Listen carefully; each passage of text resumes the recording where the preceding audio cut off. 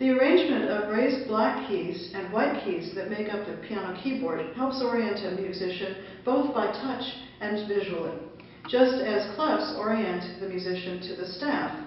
One can see that the keyboard has an asymmetric pattern of raised black keys arranged in alternating groups of 2s and 3s. Pitches are named A through G, and those that are an octave apart appear in the same places relative to those patterns of black and white keys. Here is A through G. Notice that the next A, an octave above, looks identical to the one the octave below. C in each octave will be to the left of a group of C in each octave will be to the left of a group of 2 black keys.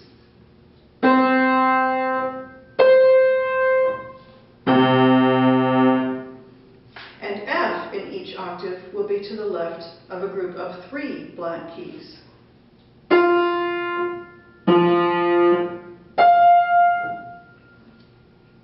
The C in the middle of the keyboard is the principal pitch of orientation for pianists, and it is informally known as middle C.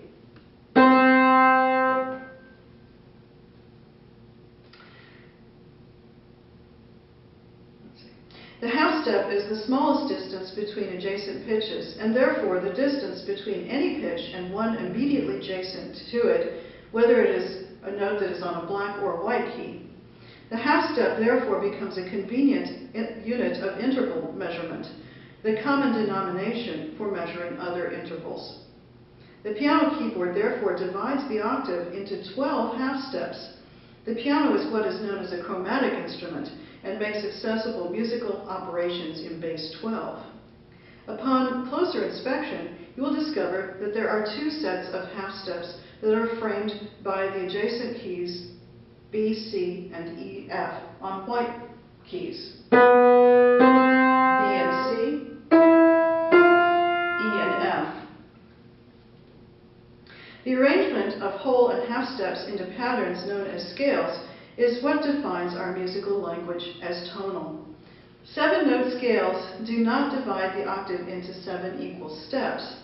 Instead, there are 5 whole steps and 2 half steps in the 7-note scales used in Western music. And those scales can be rotated so that the half steps at B and C and E and F correspond to the patterns in each tetrachord that create the scale's individual properties, including its affect. Such 7-note scales are referred to as diatonic scales. Here are 2 of those diatonic scales that are familiar to us: the major scale,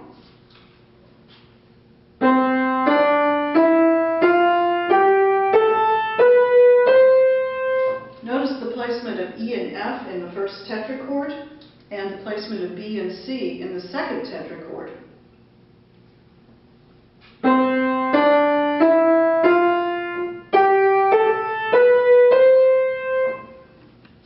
Here is the minor scale.